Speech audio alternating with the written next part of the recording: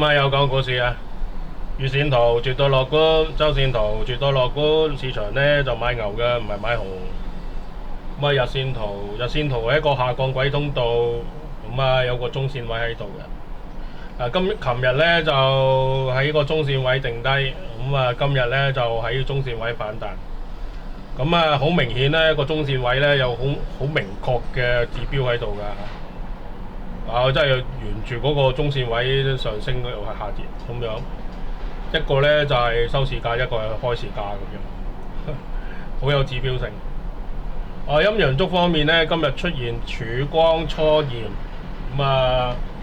首先曙光初現呢有個過程㗎嚇，大家就即係過程係乜嘢過程呢咁樣。上日呢係一個中陰燭嚟嘅，咁呢就強烈嘅拋壓即係沽壓，下跌，紅嘅力量呢係佔優勢嘅情況下，今日呢個過程呢，曙光初現呢就一定有過程啦，梗係會經過小陽燭嘅階段㗎，係咪先？你曙光初現啊嘛，你諗清楚啊！佢曙光初現呢，首先個開市價一定要低過上日嘅收市價，咁已經開始慢慢上升。所以一定係小陽燭先嘅，明唔明白？佢唔會話即刻彈上去就話中陰燭噶嘛，中陽燭噶嘛，唔會噶嘛。所以一定係小陽燭。所以咧喺過程之中咧係當個股價由喺即係一個低點反彈嘅時候咧，佢初步咧係有個買盤存在，有個支撐力喺度存在，然後咧就推高今日嘅收市價呢個小陽燭。咁就代表乜嘢呢？資金呢有承接嘅能力，開紅嘅力量開始減弱，開牛同開紅之間呢，短期內呢係出現一個變化。究竟開牛嘅贏啊，定開紅嘅贏？就係當時曙光初露嘅時候，由低位彈上去小陽燭嘅時候，你就諗到呢樣嘢。你要明白個過程喺度㗎，曙光都係特別啲㗎嚇。咁當然啦，你話曙光初露咧，初現嘅話咧，就一定要第一支上日嘅係中陰燭或者大陰燭。今日嘅開市價一定要低過上日嘅收市價。咁然後咧，今日咧又開翻支中陽燭或者大陽燭，咁就叫做曙光初露啦。初現，我講咗初露添。咁咧就你睇到啦，佢一定要經過小陽燭嘅階段，然後變成大陽燭嘅階段，或者中陽燭嘅階段。所以有個變化喺度，大家好清晰。所以咧今日嘅收盤價會唔會係做一個中陽燭嘅角度咧？咁樣佢曾經係中陽燭先啦，第一件事。即係下面嗰句就因為曾經係很勇敢嘅，後來咧就有少少退縮，但係咧佢都始終係做過中陽燭嘅情況啦，咁樣都係屬於曙光初現嘅現象嚟嘅。曙光初現嘅最大特點咧就係喺底部出現嘅時候咧係一個轉角嘅信號，即係話咧喺底部出現嘅時候咧轉角信號。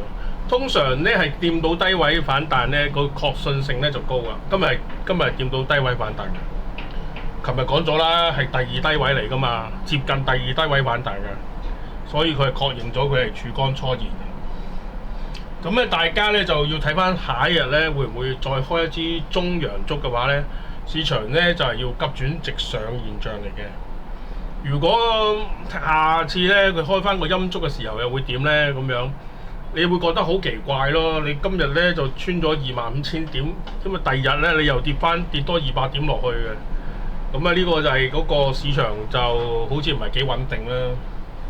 所以咧呢個曙光初現咧係一個向牛嘅信號嚟嘅，確信性係幾高嘅，其實都即係我都頭先講咗啦。你再開個陰燭嘅話，就覺得好奇怪。你咁辛苦做個曙光初現出嚟，係嘛？一下子就退縮唔係幾好啦，講真就，即係話星期一係向上升嘅喎，應該係啦。不過佢唔知點解咧，佢衝咗上去之後咧，就跌翻落去25,000點樓下。咁啊，呢個真係曾經很勇敢啊，現在很退縮。咁啊，半日嘅波幅咧，24,712.92至呢個24,995.62。琴日預測嘅波幅咧就24,619.55，今日咧係見到呢個支撐位反彈嘅，多咗8點。咁啊，支撐位係唔會掂嘅，24,619，反彈係唔會掂嘅。琴日已經講咗反彈 ，OK。琴日咧我都話佢係24,600點係反彈，反彈咧唔會掂嘅，掂咧就唔係反彈 ，OK。掂咧佢就即係跌多100點。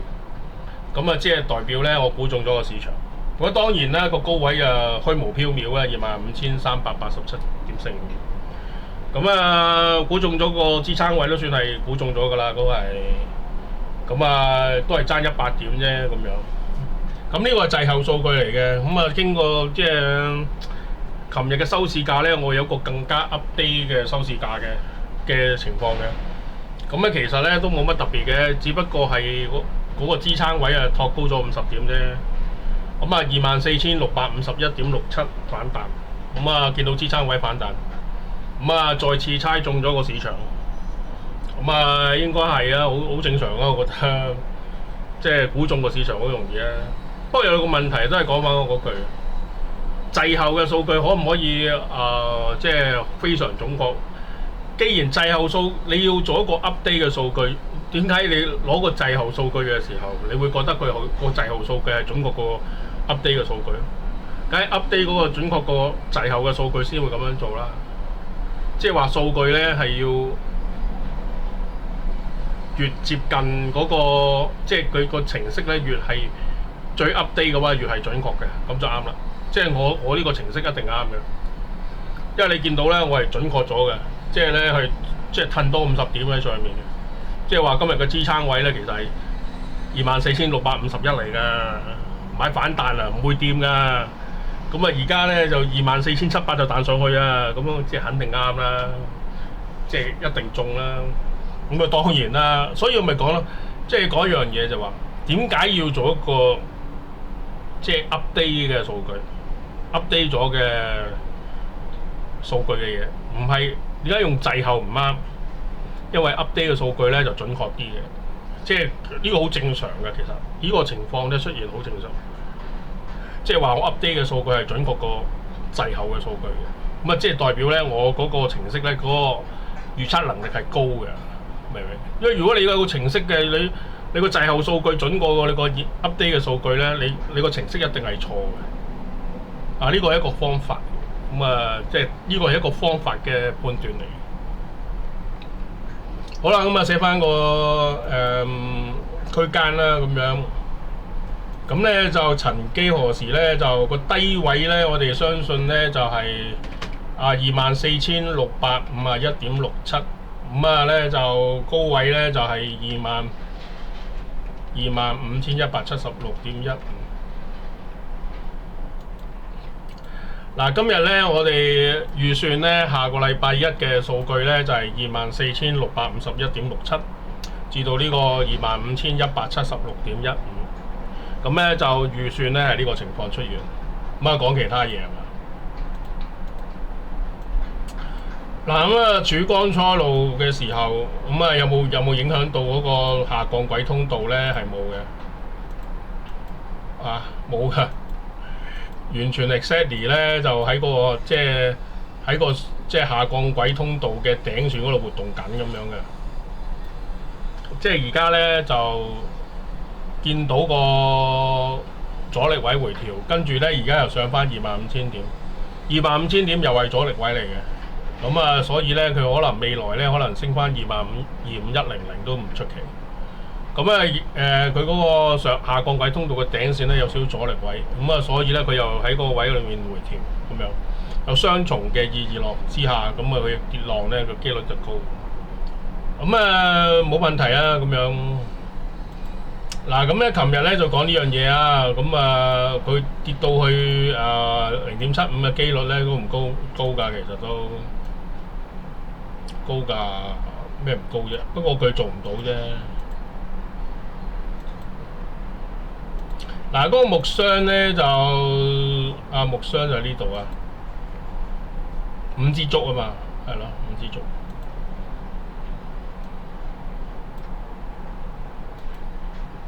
嗱咁咧就琴日講個木箱咧可能會跌到去75% 度啦，咁樣咁啊失敗咗。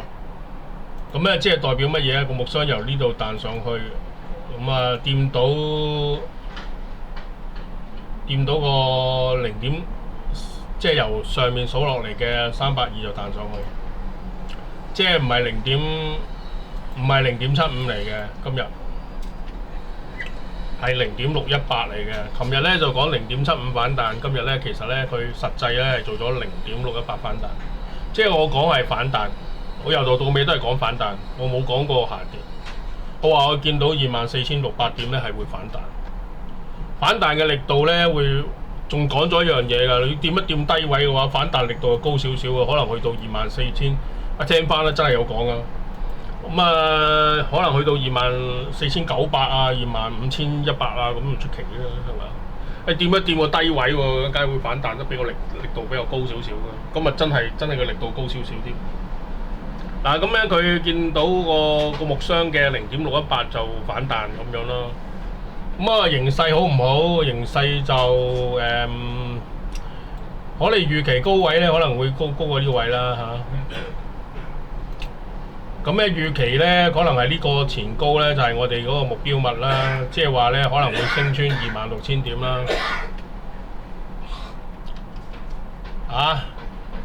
嗱咁咧就而家開細波就估大波噶啦，你知噶啦。可能去到呢度啦。即係佢如果佢由呢個位跌落嚟，去到1比1嘅情況咧，就會係26,000點樓上啦。咁若果唔見個高位咁少少地嘅就26,000點咯。嗱呢個咧就係向牛嘅時候咧，即係今日曙光初露之後咧，佢可能咧目標物咧就係26,000點啦。咁但係咧而家咧就25,000點樓上，係爭咗1,000點。呢個情況都好常見啦。咩叫好常見？因為高位跌落嚟，即係呢啲咁嘅量度升幅、量度跌幅由高位跌落嚟，又咁多點嘅話，佢彈翻上嚟有1,000點啦，都1,000點。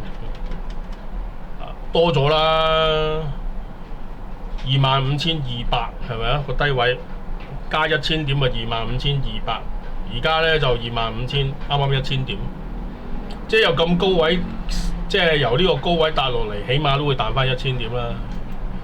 即係唔會講其他嘢嘅，其實都即係你講反彈嘅時候，都唔會講話彈好多啊之類咁嘢。最主要你睇翻嗰個如果多過3,000點嘅話，佢反彈力度咧都係1,000點嚟嘅，好清晰啦。所以咧，我哋睇區間嘅時候咧，就500點一個區間，1,000點個區間，1,300點個區間。OK， 唔好其他㗎，唔會話唔會講其他嘢嘅，即係500、1,000同1,300，唔會講其他區間嘅。即係你如果通常都係好咁市場咧就咁我知道啦，我即係而家再講多次啦。如果下個禮拜係有消息向好嘅話咧，咁可能咧呢個位咧你又唔好估佢跌落去喎，唔好做雙底喎，你估佢升到去26,000點喎。點解要咁做？再講多次啦。細波估大波。細波估大波，如果你見到個低位反彈，你冇理由話再挑戰個低位噶嘛。咁如果你再挑戰低位，咁點解要做今日要做個曙光初現出嚟咧？係嘛？你問我，即係你反轉頭問你，如果你係真係跌落去，你就唔會做呢啲咁嘅圖出嚟啦，係嘛？圖係人做出嚟噶嘛，佢梗係俾個信息你話俾你聽，佢可能會彈上去，先係咁做噶啦。又冇係咁啦。